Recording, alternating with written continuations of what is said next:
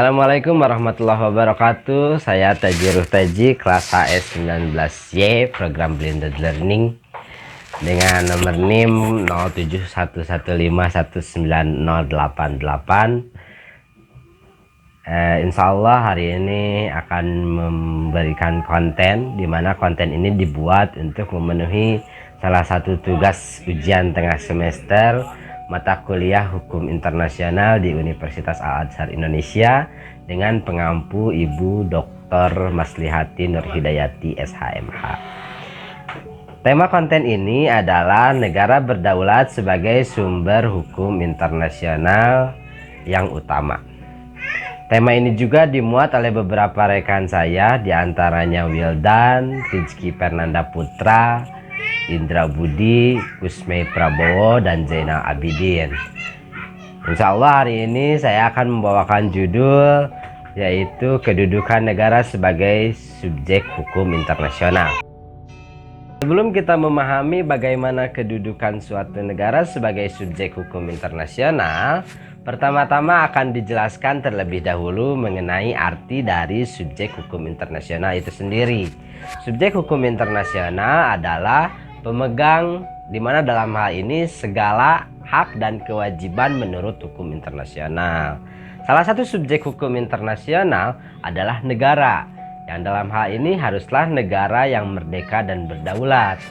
Maksud yang merdeka dan berdaulat adalah negara tersebut harus mempunyai pemerintahan sendiri secara penuh, yaitu memiliki kekuasaan penuh terhadap warga negara dalam lingkungan kewenangan negara yang bersangkutan.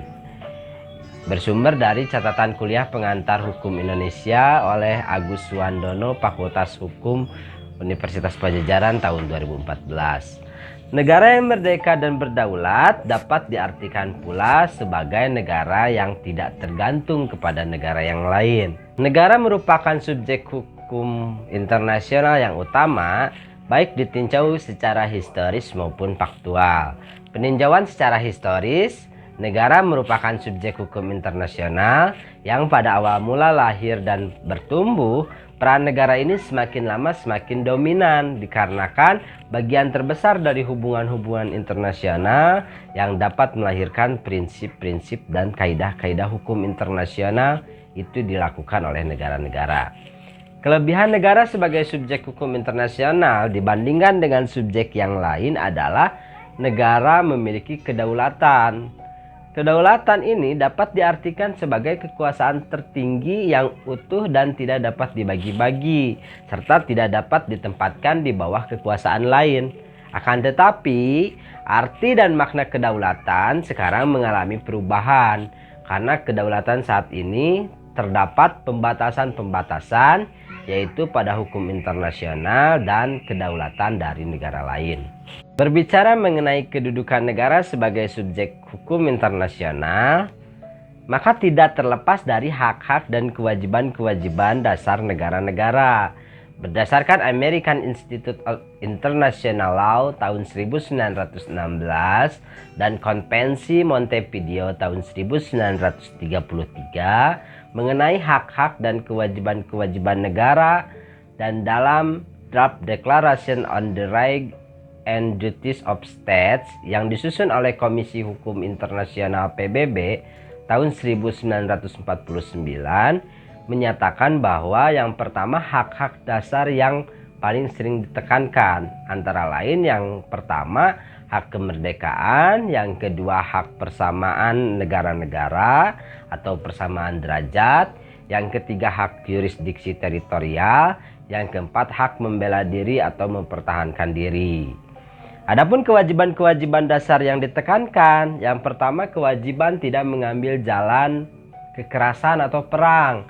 Yang kedua kewajiban melaksanakan kewajiban-kewajiban traktat dengan itikad yang baik. Yang ketiga tidak mencampuri urusan negara lain. Maka apa yang telah tadi saya jelaskan dapat disimpulkan bahwa salah satu subjek hukum internasional adalah negara. Sekali lagi, yang dalam hal ini harus negara yang merdeka dan berdaulat. Maksudnya negara yang merdeka dan berdaulat bahwa negara tersebut harus mempunyai pemerintahan sendiri secara penuh, yaitu memiliki kekuasaan penuh terhadap warga negara dalam lingkungan kewenangan negara yang bersangkutan dan tidak tergantung kepada negara lain. Juga suatu negara perlu mendapat pengakuan dari negara lain agar dapat menjadi subjek hukum internasional. Terdapat dua teori pengakuan. Yang pertama teori konstitutif dan yang kedua teori deklaratif.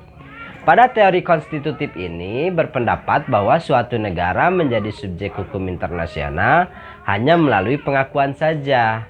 Sedangkan teori deklaratif mengatakan pengakuan hanya merupakan penerimaan negara baru oleh negara yang lainnya.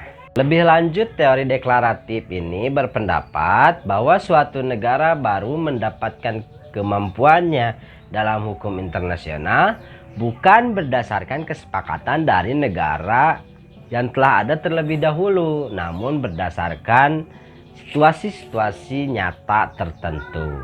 Demikian yang bisa saya sampaikan. Mohon maaf masih banyak kekurangan-kekurangan dalam penyajiannya. Terima kasih atas perhatiannya. Akhirul kalam. Wassalamualaikum warahmatullahi wabarakatuh.